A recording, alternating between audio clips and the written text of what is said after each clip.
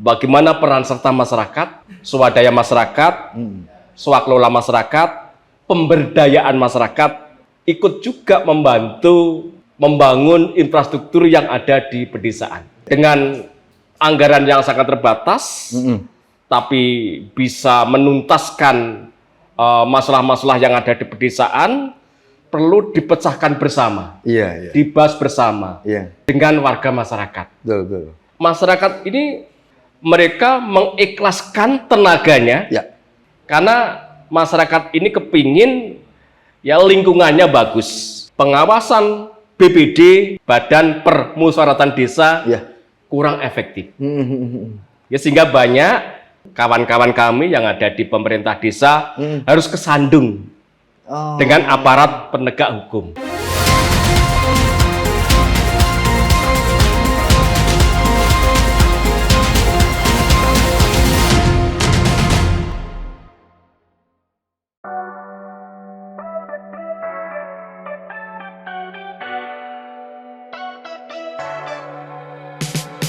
Perkenalkan, sosok inspiratif dari Ponorogo, H. Miseri Effendi, lahir di Ponorogo pada 10 Desember 1963.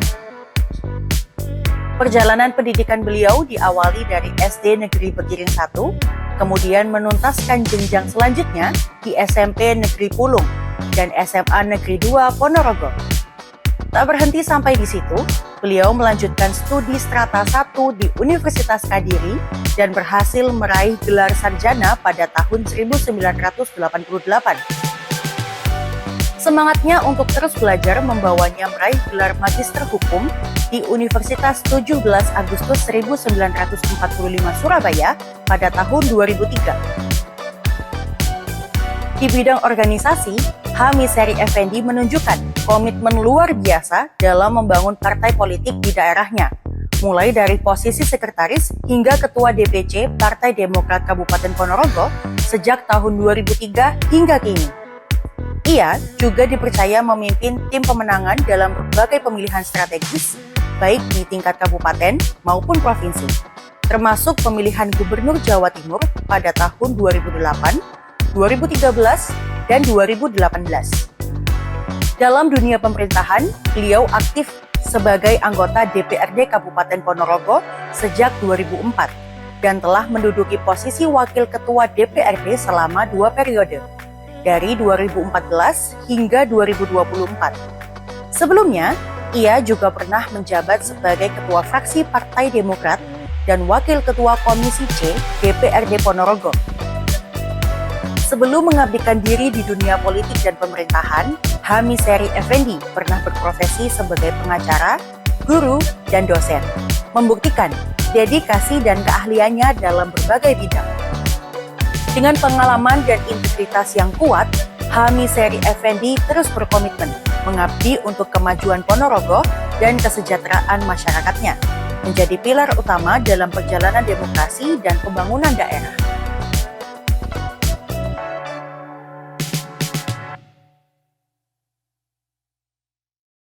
Assalamualaikum warahmatullahi wabarakatuh. Salam sejahtera bagi kita semua. Salam Om Swastiastu, Namo Buddhaya, salam kebajikan. Jumpa lagi bersama saya Randy Niko Ramanda di podcast Gebrakan Wakil Rakyat DPRD Jawa Timur. Seperti kita ketahui bahwa pemberdayaan masyarakat menjadi kunci pembangunan infrastruktur di tingkat desa.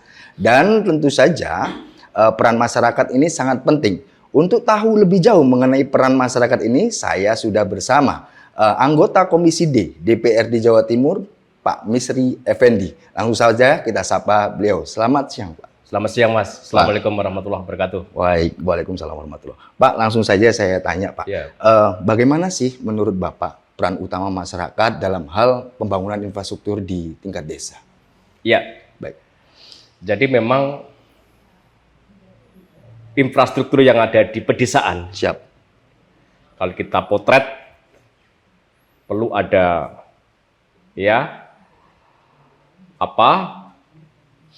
kehadiran daripada pemerintah. Siap. Baik pemerintah kabupaten, pemerintah provinsi, dan pemerintah pusat. Siap. Karena kalau kita melihat infrastruktur yang ada pedesaan ini banyak yang memang harus kita bantu. Iya, betul sekali. Sementara anggaran kita sangat terbatas. Betul.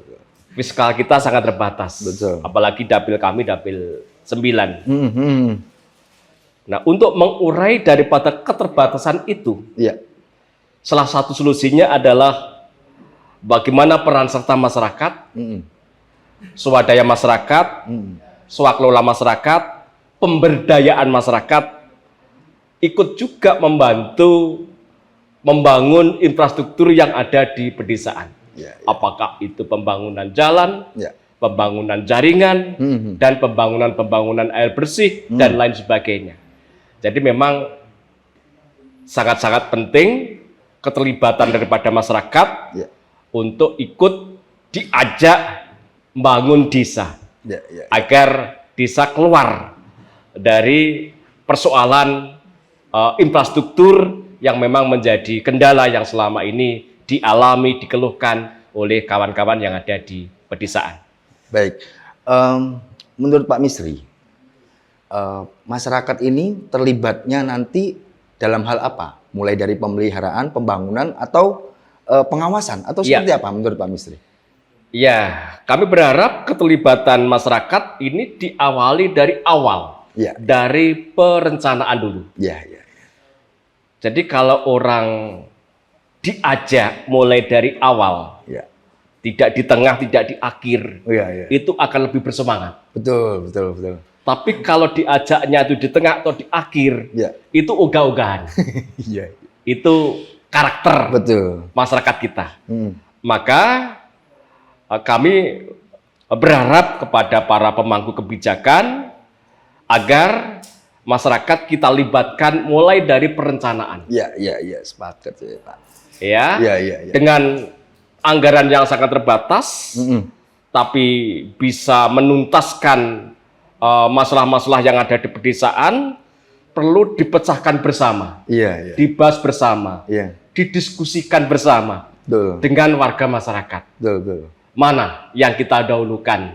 Apakah ini pembangunan jalan dulu? Ya. Kalau pembangunan jalan, karena ini banyak titik-titik ruas yang kita bangun, di antara titik ruas ini karena anggaran terbatas, yang mana dulu? Ya, ya, ya. Jembatan, Ya. juga demikian, yang mana dulu? Jaringan irigasi, yang mana dulu? Air bersih, yang mana dulu? Jadi kalau dari awal masyarakat ini sudah kita ajak, kita libatkan, mana, maka untuk tahapan ya pelaksanaan itu akan mudah. Mudah. Bahkan kalau ini saran saya, bahkan kalau umpamanya warga masyarakat dilibatkan dalam perencanaan, umpamanya terkendala di lahan, mereka akan dengan sukarela hibah menghibahkan tanahnya untuk masyarakat umum ya. Bukan begitu, Pak? Betul. Iya, iya, iya, iya. Yang kalau yang Bapak temui, Bapak kan sering turun ke dapil. Yang Bapak temui seperti apa, Pak? Apakah ada kasus-kasus seperti itu atau seperti apa? Iya, jadi pertama kalau di perencanaan ini masyarakat kita libatkan, Iya. masyarakat ini bahkan sudah tidak lagi ya mereka mengikhlaskan tenaganya, Ya. tidak harus kita bayar sebagaimana ya sekian per jam, sekian per hari, tidak. Iya, iya, iya. Karena masyarakat ini kepingin ya lingkungannya bagus, Tuh. desanya bagus. Iya. Sehingga apabila mereka itu kita libatkan, seharusnya anggaran ini kalau kita hitung cukup hanya 400 meter, Ya. bisa menjadi 450 bahkan 500 meter. Betul. Karena mereka tidak harus menerima upah sekian Betul. dan lain sebagainya. Inilah keterlibatan pemberdayaan masyarakat selama mereka dari awal kita ajak, kita libatkan untuk pembangunan yang ada di pedesaan itu. Baik. Pak Misri kita ketahui adalah seorang legislator. Tugasnya juga mengawasi ya, Betul. Pak, dalam tugasnya. Mungkin Bapak, menurut pandangan Bapak, selama ini kolaborasi pemerintah dengan masyarakat dalam hal pembangunan desa seperti apa, Pak? Iya, sebetulnya program itu sudah ada. Siap. Bentuknya adalah bantuan khusus keuangan desa. Oke. Jadi pemerintah kabupaten memberikan bantuan keuangan kepada pemerintah desa. Baik. Pemerintah provinsi memberikan bantuan keuangan kepada pemerintah desa. Ya. Nah, bantuan keuangan ini sifatnya hanya stimulan. Ya. Ya. Nah, yang merencanakan masyarakat desa sendiri. Betul. Yang menggarap juga masyarakat desa sendiri. Betul. Yang mempertanggungjawabkan juga masyarakat desa sendiri. Betul. Jadi kalau pemerintah hadir memberikan stimulan bantuan, tapi yang merencanakan, yang melaksanakan, yang mempertanggungjawabkan itu masyarakat sendiri, Ya. maka hasilnya yang kami tahu sekarang ini Ya. itu lebih bagus. Alhamdulillah. Kualitas daripada bangunan itu akan lebih bagus dibanding dikerjakan oleh kontraktual. Ini yang kami lihat. Dan bahkan titiknya yang diperlukan oleh desa itu mereka lebih presisi ya Pak? Lebih presisi. Betul. Volume Iya. itu juga lebih panjang. Bagus. Oh, iya. Jadi yang kami ketahui mereka berkorban Iya, betul. tenaganya ya untuk bagaimana volume ini lebih panjang, kualitas lebih baik. Baik. Berkorban untuk menambah material. Iya. Jadi seharusnya upah itu diterima oleh masyarakat, mereka rela Iya. untuk mengorbankan upahnya menambah material, Betul. guna menambah volume. Inilah pemberdayaan masyarakat yang ada di pedesaan. Baik. Seperti kita ketahui bersama Pak, sudah ada dana desa yang turun sampai ke tingkat desa, dan itu memang peruntukannya banyak ya, sesuai dengan keputusan bersama masyarakat desa tersebut. Nah, menurut Pak Misri, pengawasannya seperti apa Pak yang sampai saat ini? Iya. Dapil jenengan. Jadi kami lihat kurang efektif. Kurang efektif ya. Pengawasan BPD, Badan Permusyawaratan Desa, Ya. kurang efektif. Ya, sehingga banyak yang kami ketahui, kawan-kawan kami yang ada di pemerintah desa harus kesandung dengan aparat penegak hukum. Oke. Ya, Ya. maka solusinya adalah bagaimana yang namanya pemerintah desa dengan Badan Permusyawaratan Desa Ya. di dalam membahas anggaran pendapatan dan belanja desa, Siap. ya, itu betul-betul dilaksanakan sesuai dengan Undang-Undang Nomor 6 2014. Baik. Tidak sebatas hanya formalitas. Ya. BPD berperan sebagai lembaga yang mewakili masyarakat. Pemerintah desa juga sebagai lembaga yang mewakili pemerintah yang ada di desa. Ya.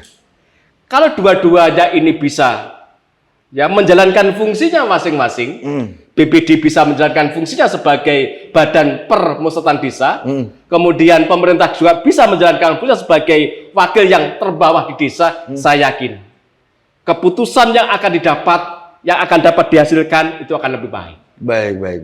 Baik Pak. Kalau dikaitkan dengan pemberdayaan masyarakat, dananya sudah ada dari Betul. dana desa, tenaganya sudah ada dari pemberdayaan masyarakat. Ini sudah, kalau menurut Bapak yang efektif akan seperti apa sih kolaborasi dua ini yang semuanya dari masyarakat desa? Kayak gimana Pak menurut Pak? Transparansi.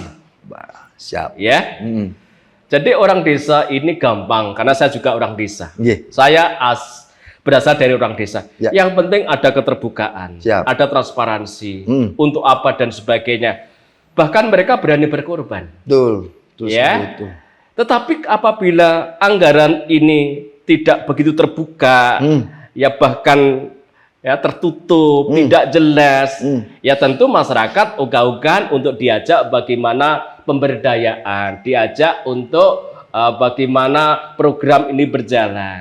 Maka salah satu kunci caranya adalah tadi, ya, bagaimana dana desa, bagaimana dana alokasi desa, bagaimana dana lain-lain yang sah terbuka kepada masyarakat, mulai dari pendapatannya berapa, belanja untuk apa saja, pembiayaan seperti apa. Apabila tiga ini terbuka, pendapatannya berapa, pendapatan dari transfer berapa, pendapatan dari asli desa berapa, belanja untuk A sampai Z apa saja, saya yakin masyarakat dilibatkan untuk bagaimana mengepus pembangunan itu akan lebih mudah.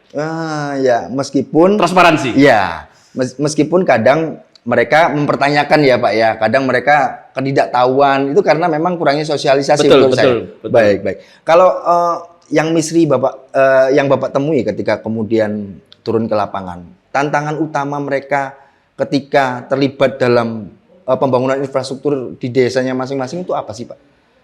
Tantangan yang dihadapi oleh masyarakat, Betul. Anggaran ini tidak cukup.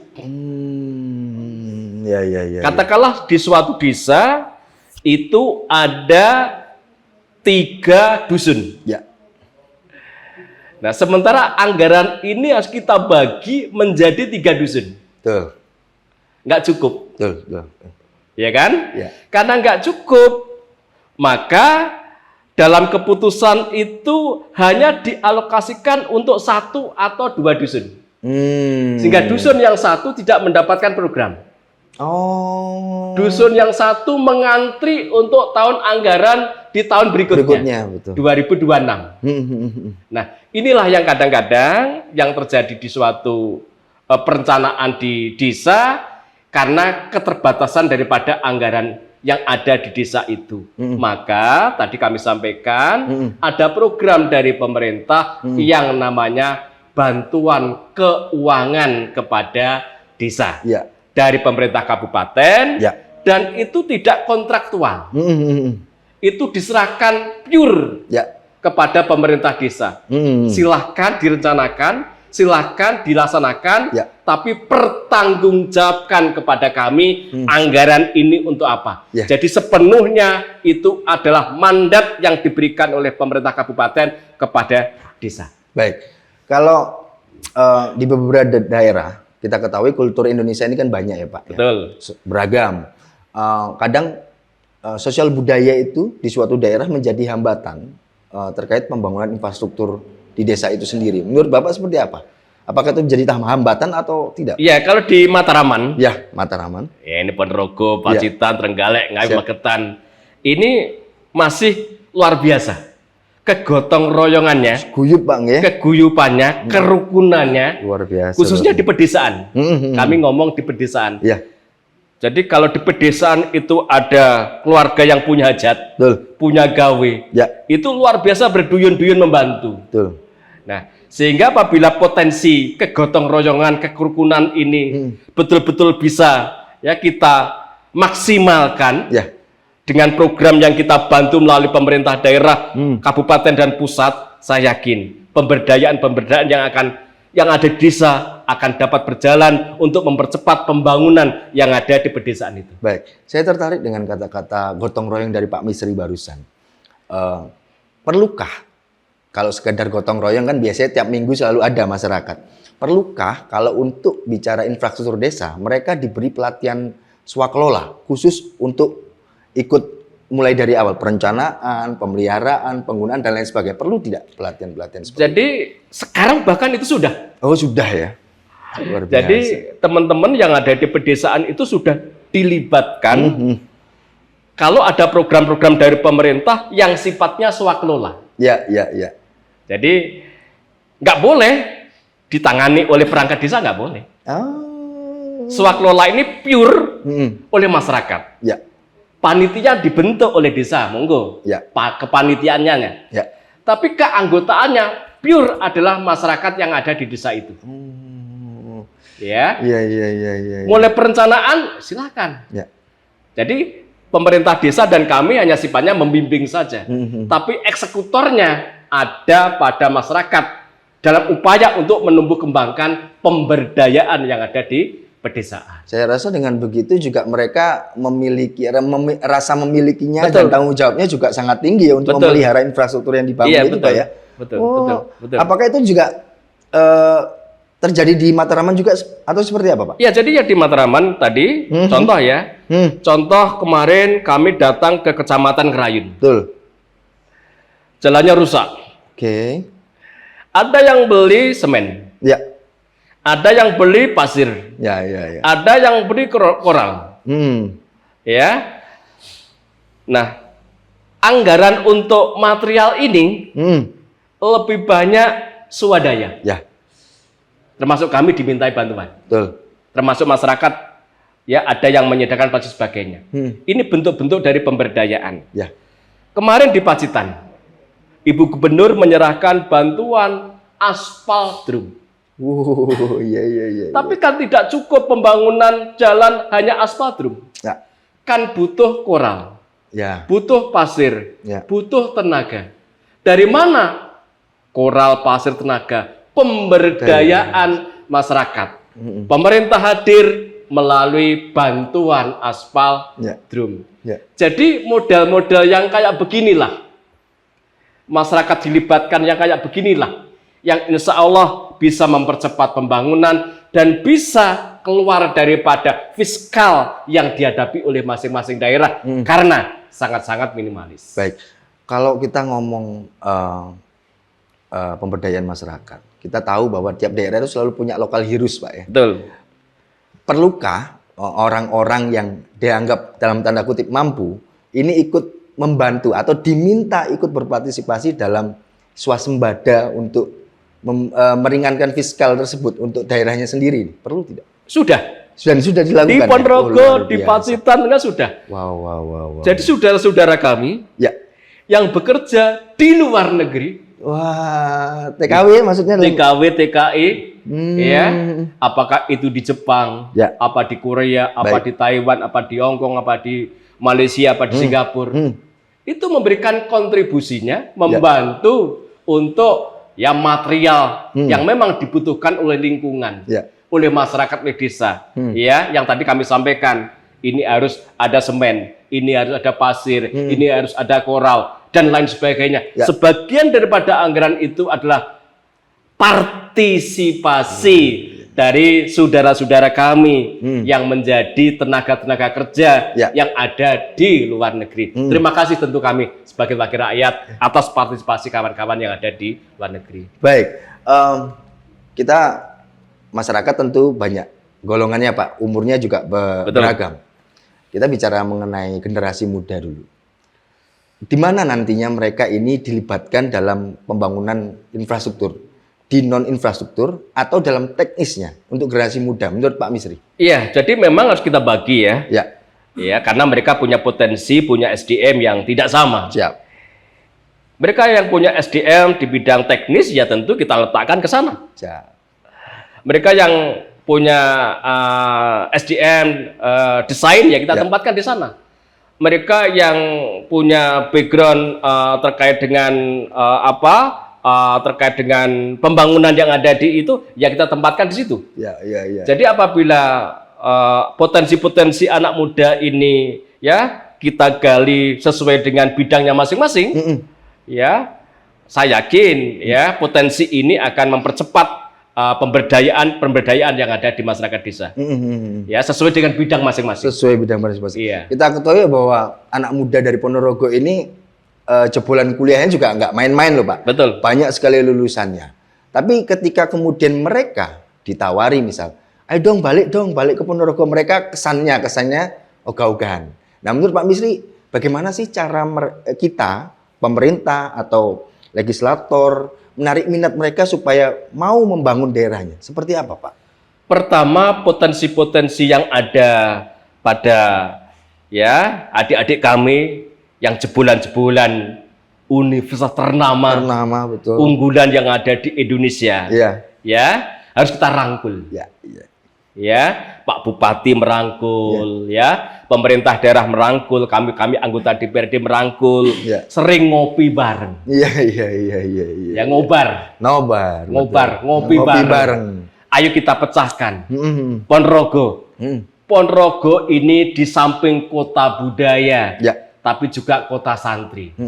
Pacitan, Ya. luar biasa, ada 1000 gua. Yo. Trenggalek dengan lautnya, Ngawi dan Magetan. Jadi kalau potensi-potensi yang ada di daerah ini kita rembuk, kita diskusikan bersama dengan mereka-mereka yang luar biasa, jebolan-jebolan dari perguruan tinggi universitas, saya yakin ya mereka tidak akan keluar, Luar biasa. tidak akan berimigran Ya, ke kota atau ke daerah lain. Ya, Mereka akan kerasan di Kabupaten Ponorogo. Baik, dari sejumlah dapil yang Pak Misri gawangi, ada catatan khusus nggak mengenai infrastruktur, khususnya di pedesaan?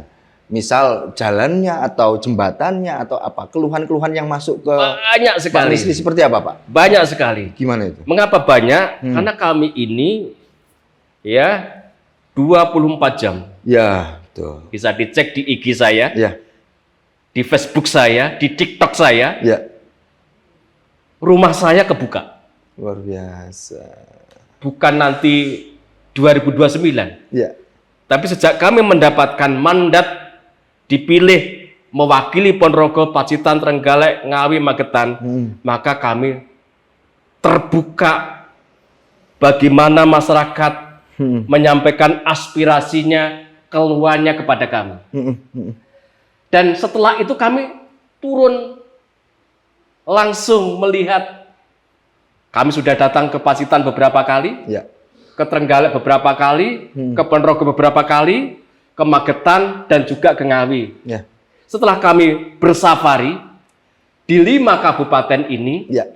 untuk jalan nasional mantap, Mantap. untuk jalan provinsi mantap, Oke.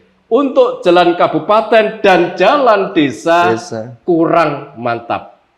Banyak yang rusak, Oh. banyak yang bergelombang, banyak yang sudah amburadul, banyak yang harus segera kita bangun guna mempercepat pertumbuhan ekonomi, roda perputaran keuangan Betul, yang betul. ada di Dapil 9. Betul, betul. Mengapa kok sampai rusak, amburadul dan sebagainya? Lagi-lagi ya, kemampuan anggaran Ya.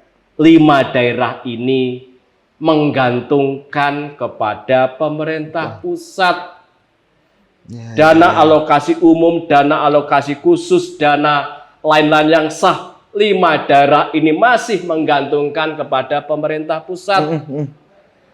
Pemerintah daerah rata-rata hanya memberikan kontribusi dalam pendapatan ya pada kisaran 10, 15 sampai 20% saja Ya. dari pendapatan total yang ada di masing-masing daerah. Artinya, kalau pusat tidak mentransfer kepada kabupaten kota yang ada di Dapil 9 ini, praktis tidak bisa membangun jalan kabupaten, tidak bisa membangun jalan desa, karena uangnya habis untuk belanja pegawai.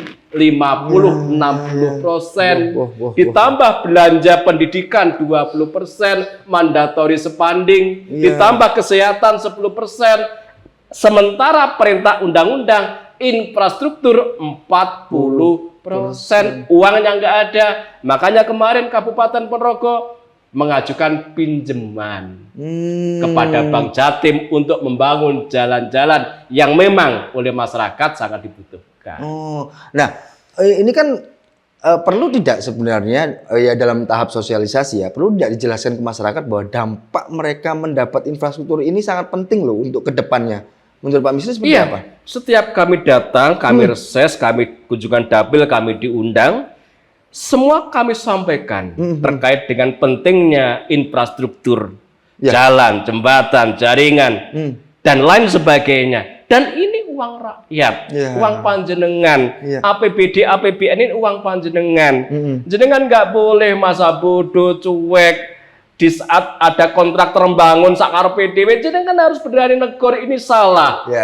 Kalau nggak berani sampaikan kepada saya tak akan datang sidak ya terkait dengan bangunan-bangunan yang nggak bener, yang nantinya usia itu nggak sampai sebagaimana yang kita rencanakan. Mungkin nggak sampai setahun sudah jebol semuanya.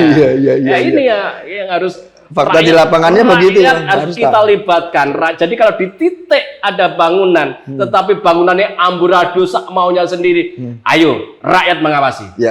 Kok ternyata mereka tetap bandel, laporkan kepada saya, pada wakil rakyat, karena kami punya fungsi namanya fungsi kontrol. Baik.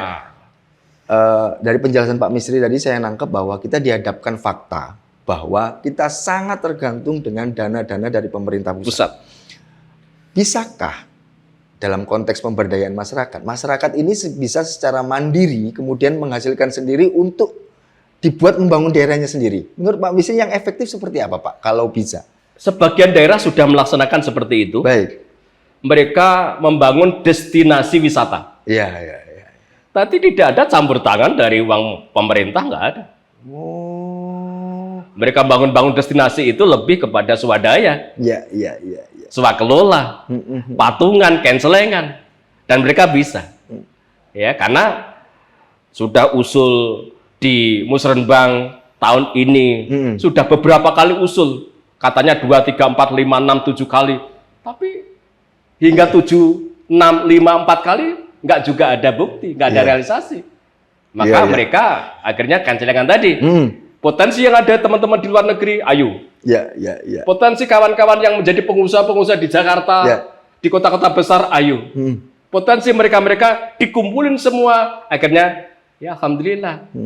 Mereka sudah punya tumbuh kesadaran untuk membangun lingkungannya, membangun desanya, membangun daerahnya dengan cara tadi pemberdayaan. Baik. Selain warga, perlu tidak organisasi masyarakat yang di Ponorogo atau di dapilnya Pak Misri tentu banyak kan. Perlu tidak ini dilibatkan juga dalam hal percepatan pembangunan infrastruktur di daerah? Sepanjang arah dan tujuan itu untuk goalnya pemberdayaan, untuk goalnya pembangunan, ya semua siapapun elemen harus kita libatkan. Tetapi kalau kemudian nyerimpeti, ya kan? Bukan bagaimana ya program ini berjalan dengan mulusnya, dengan lancarnya, tapi malah nyerimpeti. Ya tentu yang nyerimpeti ini ya harus kita tadi rumusnya ngopi bareng. Ini untuk desa kita, untuk lingkungan kita, untuk anak cucu kita. Sehingga kalau kita nanti meninggal, kita punya legacy. Jangan sampai kita meninggal disalahkan gara-gara kita. Sejauh mana sih Pak DPRD Jatim memberi ruang kepada masyarakat agar berpartisipasi aktif dalam perencanaan pembangunan infrastruktur di desa? Sangat luas sekali. Kami buka ruang yang sangat lebar sekali. Ya, melalui pintu apa? Ya tadi, kalau dari kami melalui pintu reses. Silakan. Aspirasi-aspirasi yang mungkin selama ini jenengan rasakan apa pada kami. Jalan monggo. Bahkan dari aspirasi itu sekarang kami sudah bisa membantu. Banyak yang di Dapil 9 ini belum menikmati air bersih. Bayangin. Ini sudah merdeka dan alhamdulillah sudah ke 80 tahun, tapi masyarakatnya belum menikmati kebutuhan dasar yang namanya air bersih. Kami langsung telepon ya kepada Cipta Karya. Luar biasa. Iya kan? Kemudian dari Cipta Karya diterjunkanlah tim untuk survei yang ada di Desa Sendang, Kecamatan Ngerayun. Dan alhamdulillah kami sudah mendapat laporan. Ya, pembangunan itu sudah selesai, sekarang sudah bisa dirasakan terkait dengan air bersih. Itu hasil daripada aspirasi. Kemudian kami datang ke sana. Suren, itu Trenggalek. Perbatasan dengan Soko, Kecamatan Soko. Ternyata jalannya masih tanah. Jadi ini masih tanah. Kalau hujan ya sudah. Becek sekali. Karu-karuan. Kami telepon juga Cipta Karya. Di survei. Ini sudah WA masuk ke saya. Ya, sudah dibangun papingisasi. Pemberdayaan. Saat ini ya? Iya, sudah selesai. Luar biasa loh. Papingisasi. Dan beberapa daerah yang ada di Pacitan, Arjosari, Purwantoro.